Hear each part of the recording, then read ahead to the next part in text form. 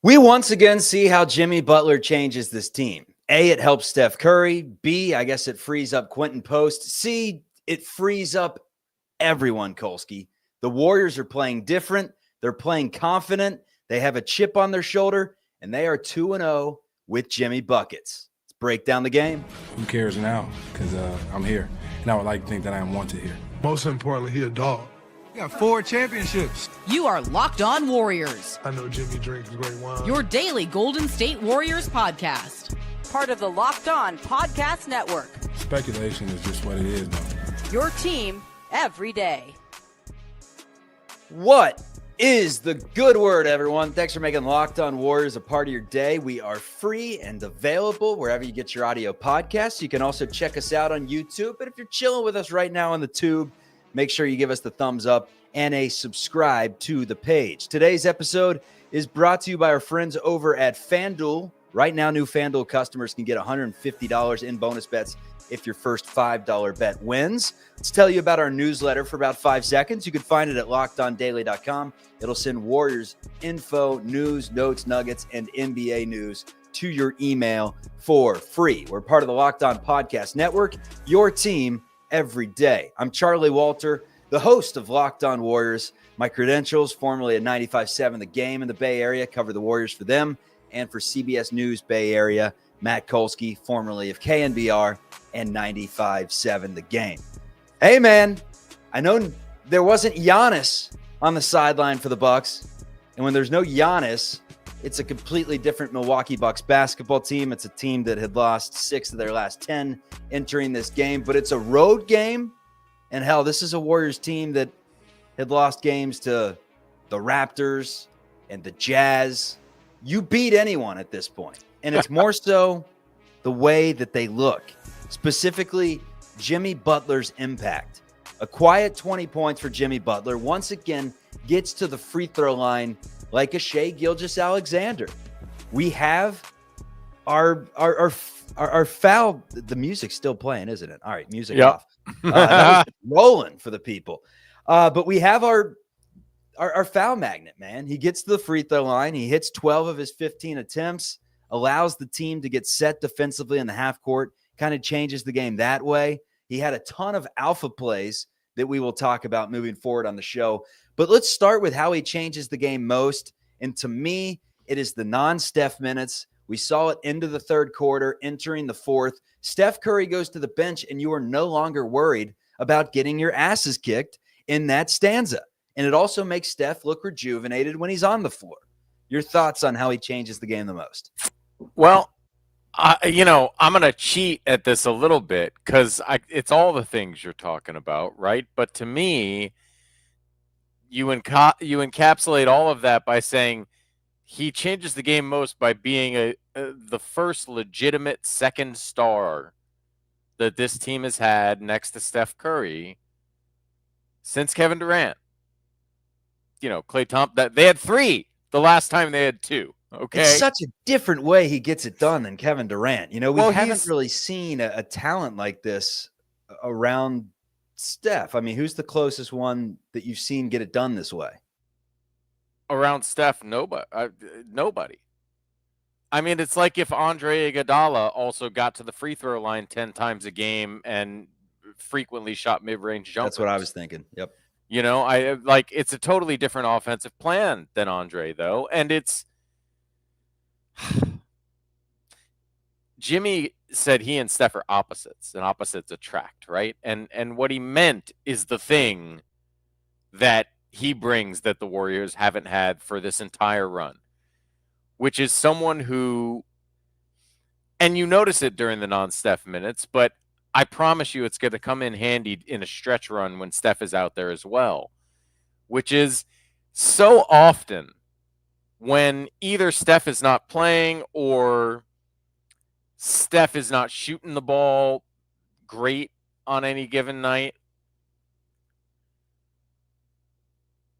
it's like, what's the plan out there? And yeah, the general plan is move around and move the ball, but there are so many moments, especially when Steph is not playing, where it feels like they just have no good plan to score. And a lot of that is because they don't have the players for it, right? But Jimmy is a plan in and of himself. What do you do when the offense is getting stagnant and you can't get it going by running around and moving the ball? Give it to Jimmy. And he'll make a play. And he'll Problem make the solved. smart play. And that's the thing. Smart play. I think so many people forgot about Jimmy the basketball player because of how much time we spent on Jimmy the guy trying to get out of Miami over the last 2 months. And the basketball player is not selfish. The basketball player is not just a pick and roll player. The basketball player affects the game on both ends of the floor in any system you want to put him in. He's played in a lot of different situations as the number 1 guy, the number 2 guy, the number 3 guy, and he's excelled in all of them when he is motivated and, as he keeps saying, joyful. And he is those things right now, and it's beautiful to watch. Those non-Steph minutes when things start breaking down, and it's just like, all right, just give it to Jimmy. He'll either knock down a mid-range jumper, make a play for a teammate, or he'll be at the foul line. And he scored more points at the foul line than from the field tonight. The sleepiest 20 you'll ever see. Isn't that incredible that you look at the box score and you're just like, wow, Jimmy put up 20 tonight. And this is one of those games that just felt like he was kind of finding his footing. Yeah, but 9 boards, 6 assists, 4 steals, 1 turnover. This is why you got the guy. This is why he's a huge upgrade over Andrew Wiggins. And look, bygones are bygones. This is in the past. It doesn't really matter. But now that you look back at the whole Kevin Durant trade and Kuminga would have been involved and Wiggins would have been involved, you think this is more of a fit maybe, or is that a bit of a stretch 2 games in? I can't say anybody's more of a fit than Kevin Durant because we saw the We've fit. seen it. We've seen it with our eyes. It and the fit was well. great. But given that either guy is a pretty sizable gamble from the standpoint of would it work out, emotionally, how far can they actually take this thing, right?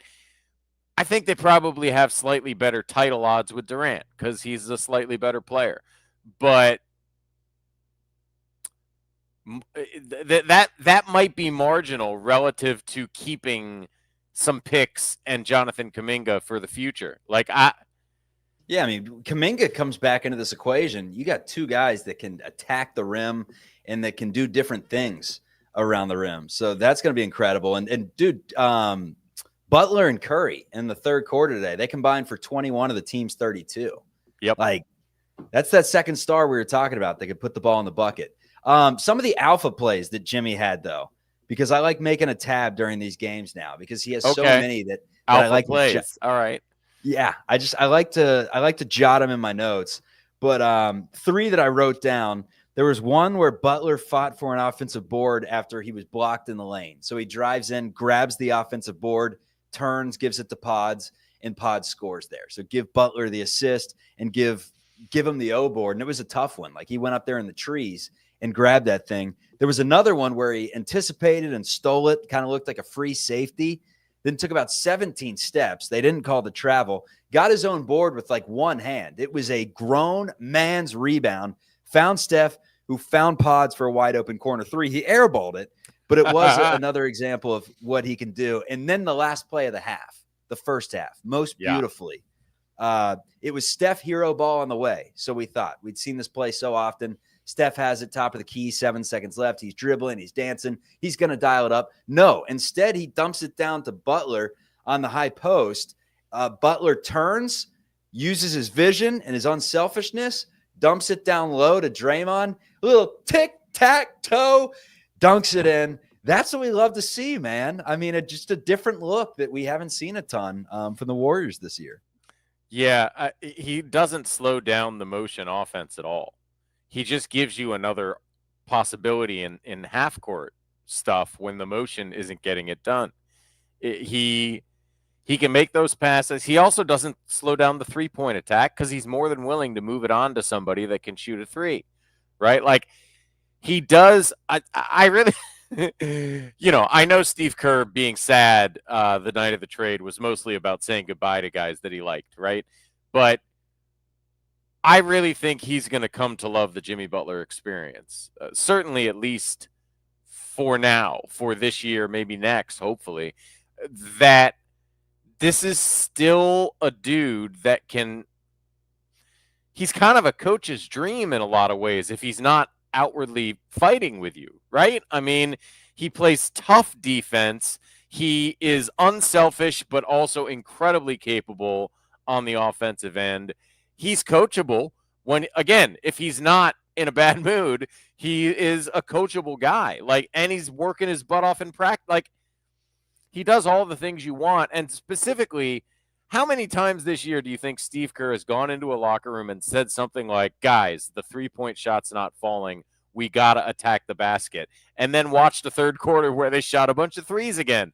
Jimmy Butler changes that dynamic. And you can see when you have one guy who's so committed to that, other guys start to do it more too. And I really think it changes that dynamic for this team.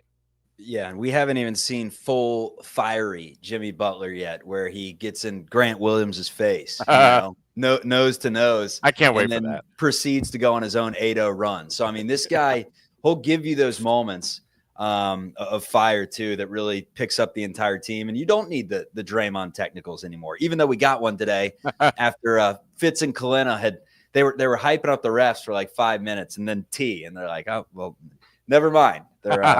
They're calling the technicals. Hey, let's talk some Quinten Post. That's coming up on Locked On Warriors. He looks very confident, a huge fourth quarter, and we can't skip over Buddy Hield. The best Warrior at Domino's apparently is back to shooting the basketball. Our apologies to Buddy. We slandered Buddy's name a little bit, and this is a show where when people are playing bad, we'll call it out. When people are playing good, we will give them their flowers. That's coming up on Locked On Warriors. And most importantly, he a dog. We need more dogs. All right, today's episode is brought to you by our friends over at OpenPhone. Let me tell you about OpenPhone. It's exciting stuff. Running a small business means you're wearing a lot of hats. Your personal phone becomes your business phone. And before you know it, you're juggling customer calls all day and night. And as your team grows, it becomes impossible to manage everything with just your personal number. That's where OpenPhone comes in.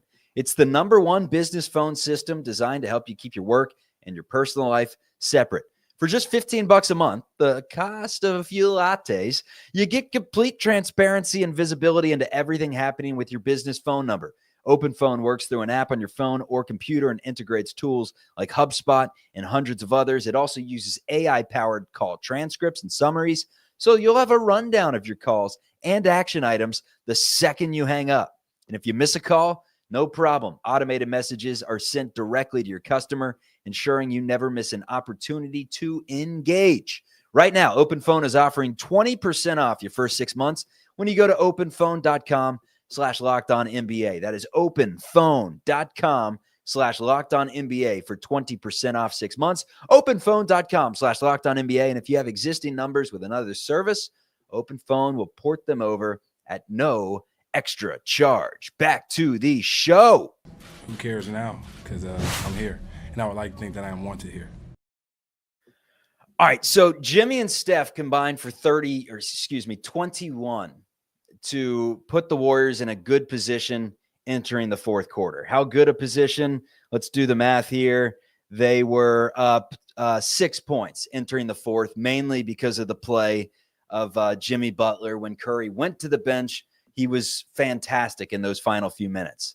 But to start the fourth quarter, you figured the Bucks were going to have a run in them. You figured that the Warriors, who have played the most crunch time games in basketball, weren't going to cruise to an easy victory. They've been few and far between, quite frankly, in the last few months for Golden State. You don't see many 125, 111 wins from this team. There's usually a moment where the other squad starts to creep back in. You feel a little bit better about it now, A, because of Jimmy Butler, and B, because now you add another shooter to the fold. How about Quinten Post, man? 4 of 5 in the game, knocks down 3 3-pointers in about a 3-minute stretch of game time in the fourth, buried some tough ones. And after that final one, I got to move the mic.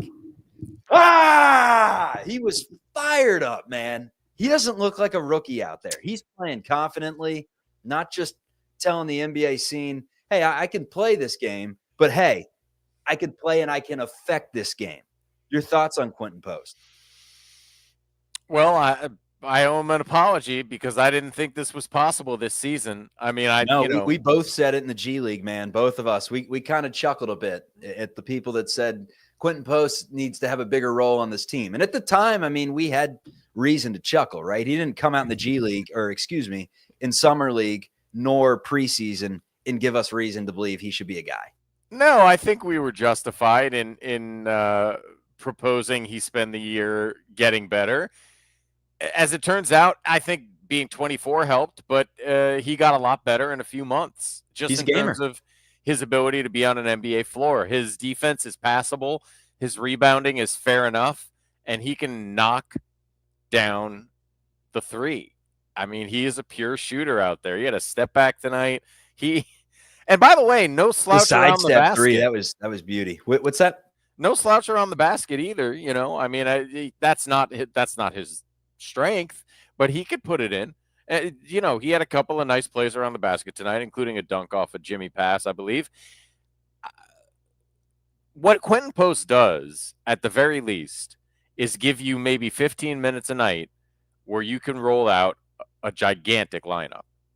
If you go Quinten Post at the 5, Draymond Green, Jonathan Kuminga, Jimmy Butler, and Steph Curry, that's something. Mismatches. It's interesting, right? I mean, this team is forced to go small so often, and Post really changes that because their problem is, even if you count Looney as big, right? I mean, he's 6'9", but he's tough as hell, and he plays the role of a big. It's very hard to play him and Draymond together because you're really short on shooting, and it's impossible to add Kuminga to those two. So, you know, I still think you see Draymond at center a lot and probably to finish most games that matter.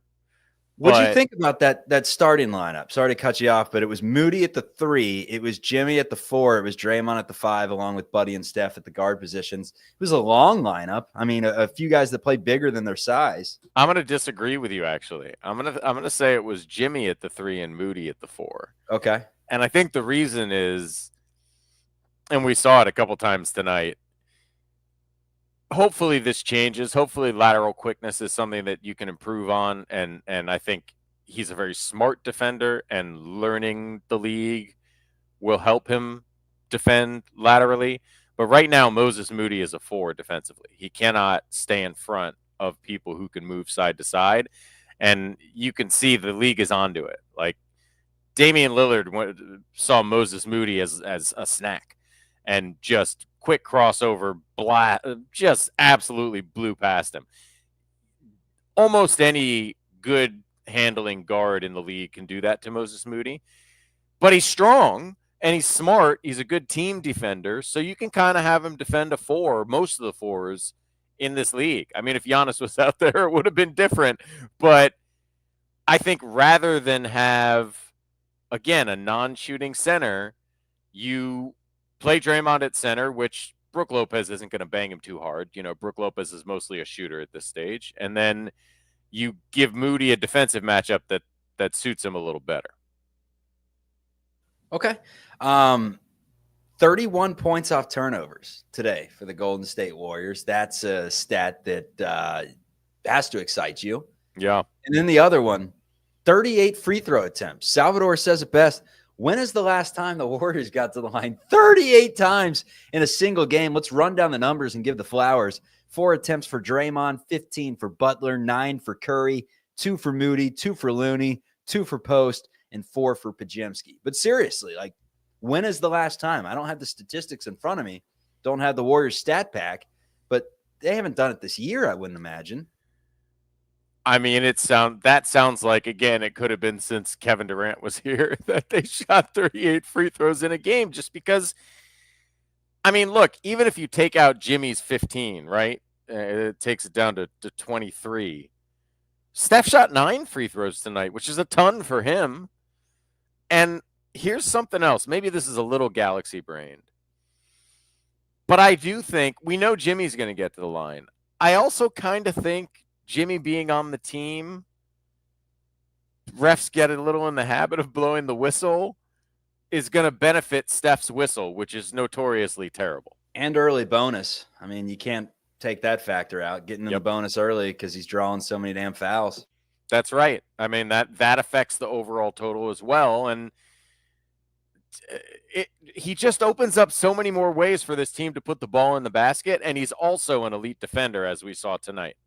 Isn't it fascinating that the Warriors were able to run away with this game? And again, a shorthanded Milwaukee Bucks team, but still a very serviceable NBA squad, even without Giannis. They still have Dame putting up 38 in this game. They have Kuzma, who put up 21. They have Taurean Prince, who knocked down 5 3-pointers for 19 in the game. And they have players like Portis and Gary Trent Jr. and AJ Green.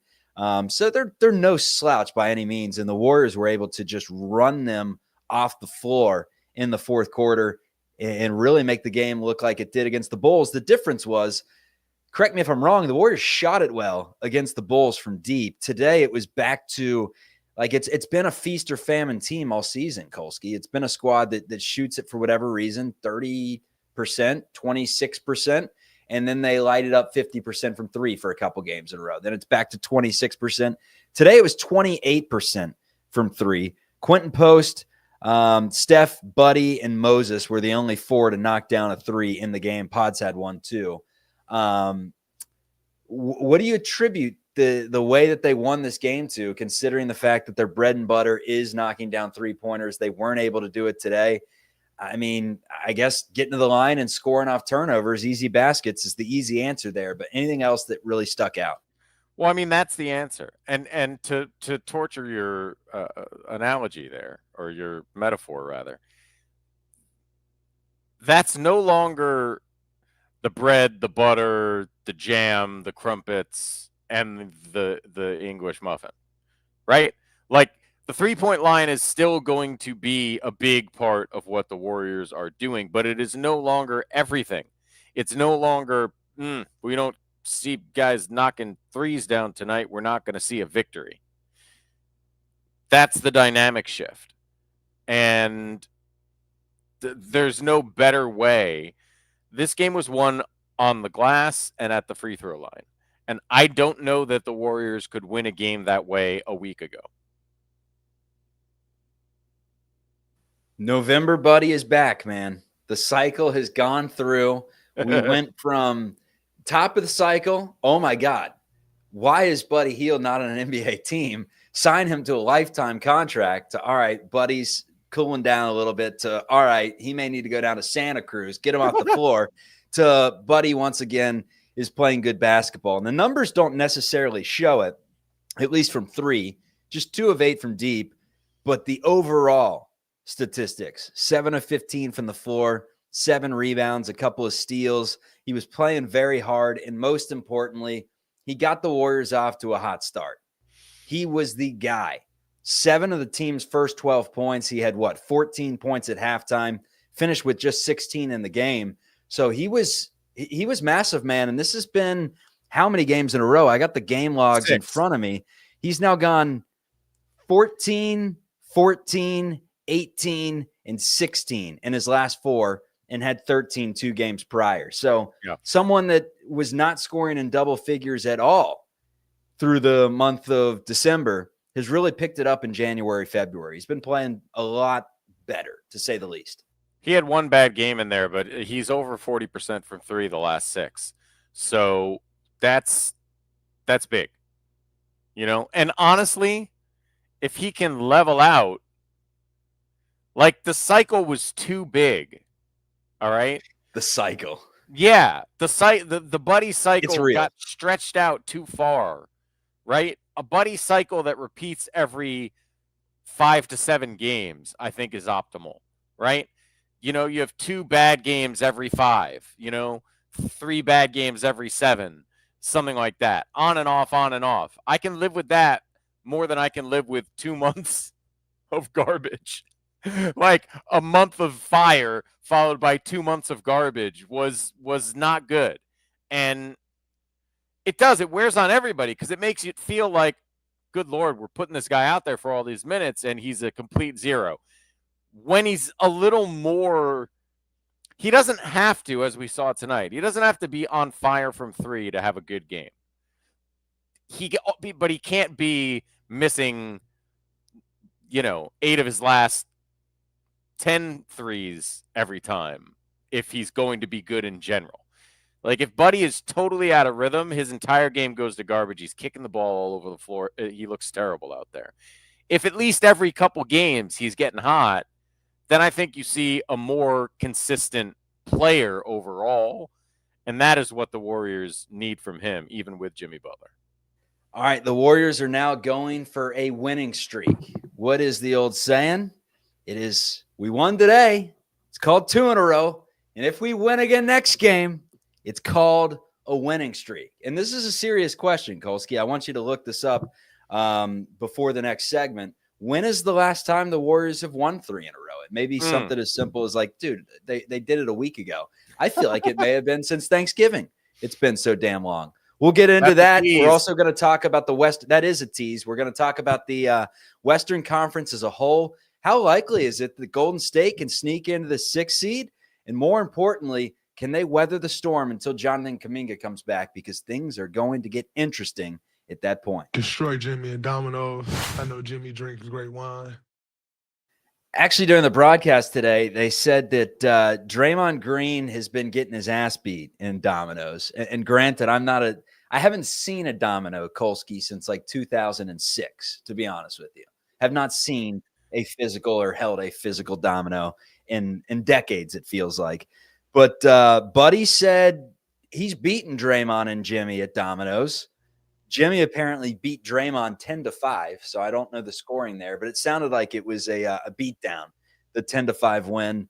Buddy gave the Bahamas credit for making him a good Domino's player. So shout out Bahamas, shout out Domino's. To any of you out there that knows if 10-5 is a beatdown, leave it in the comments. We'd love to hear from you. Anyways, the West, man, it's got some holes right now. Anthony Davis hurt right now. We'll see the Mavericks the next game. He's injured. The Lakers obviously incorporating Luka, although it does not matter because the Lakers, with or without Luka, are the hottest team in basketball right now. And while this podcast is being recorded, Luka Doncic has 9 points in the second quarter. Seems to be fitting in just fine, 4 of 8 from the floor. So, and they're blowing out the Jazz. They're beating them by 21. But let's go through just the overall standings right now of the Western Conference. Golden State's won a couple in a row. Well, first of all, do you have the nugget for me? When's the last time they've won 3 in a row? Yeah, your estimate was conservative. It was early November, early to mid-November is the last time that happened. Yeah. The last 3-game winning streak for the Golden State Warriors was from Sunday, November 10th, when they beat the Oklahoma City Thunder, through Friday, November 15th, when they beat the Memphis Grizzlies. Nuts. That's crazy. Yeah, so, I'm pretty sure D'Anthony Melton was playing at that time. That he certainly was. That last win made them 10-2. It's a big deal. And they're back on the right side of 500. A third straight win, especially 3 straight wins on this road trip after 2 ugly losses to start it. That would be big. It would be really big. And look, and you got the All-Star break coming at, I guess I'd say coming at a good time with veterans. Although when you're hot, I guess it's not coming at a good time. You don't. Well, look, and the Dallas Houston back-to-back, right? They looked pretty tough on paper, but as you said, Dallas is reeling from trading a generational superstar at the age of 25 and the guy they traded him for getting hurt. And Houston, I guess they won their last game, but before that, I think they'd lost 6 in a row. So this is an opportunity. You take these 2 heading into the All-Star break, especially with one against Houston and the other against Dallas, like, you could already be in 7th with a shot at 5th. these two games are very big, and there's no reason they can't win both of them. And this is a different Warriors team than let's get real. We see this win streak over the Chicago Bulls and a Giannis-less Bucks team, and it's whatever. Go out and beat the Dallas Mavericks, then we're talking with 3 in a row. But it's the way they look. Eye test is so much in basketball, and Golden State right now just looks like a completely different team than they've looked in months. And they've been pretty consistent since the second half of that Bulls game, because they were pretty good almost the entirety of today's game, especially defensively. Yeah. So it's crazy to see them right now, though, in the play-in tournament if the season were to end today, because they're now a half game ahead of Phoenix. And they have not won 3 games in a row. They have not won a measly 3 games in a row since early November, and they're in this thing right now if the season were to end. It tells you how much the Western Conference is beating itself up. And I know we got to run, but you win these 2 games, and I start to really believe in something because, man, there's no reason they can't enter the playoffs, if not as a top 4 seed, at least as a top 4, as a consensus top 4 threat in the Western Conference. I'm going to get ahead of my skis to end the show because I like doing this. I've seen in the comments now a lot of the Locked On faithful are calling me overreactionary, Chuck. Yes! That's fair. It's a fair criticism. I love it. Hey, I'm like the delirium, man. We go high, we go low. There's no even keel. It's up and down. It's over and around. But the Warriors right now are 2.5 back of the LA Clippers for that 6th playoff spot. They got to jump Dallas. They have to jump the Kings. They have to jump the Wolves. I think they can get there, man. Not only do I think they can get there, here's my take on February 10th. Chat, bookmark it, clip it for Twitter, send it over to the freezing cold takes. Golden State Warriors are going to be a top 6 seed in the Western Conference as we enter the playoffs. If healthy, there's an asterisk there. Your response to that? I tend to agree. Yeah, I mean, I don't know that I would have jumped on the table to declare it today, but if you made me bet one way or the other, I would bet top 6 seed, because right now I like their roster better than any of the 4 teams you just mentioned. Yep, that, and we like their roster better without Jonathan Kuminga. So when he's added back into the fold, and we're getting developmental Post every single game, he's only going to get better as the season goes along. We haven't even seen Butler get a practice or 2 in with the Warriors to really learn how this engine goes. He's going to figure out even more of Steph's gravity as we move forward. So, hey, man, Warriors get 2 in a row. Coming up next for Golden State, it is a game against the Dallas Mavericks on Wednesday. Kolsky and I will have the post game. That is a 6:30 tip on ESPN. Final words for the way out, Kolsky. The Texas 2-step. Got to get them both. Let's get them both. Yeehaw! See you, everyone.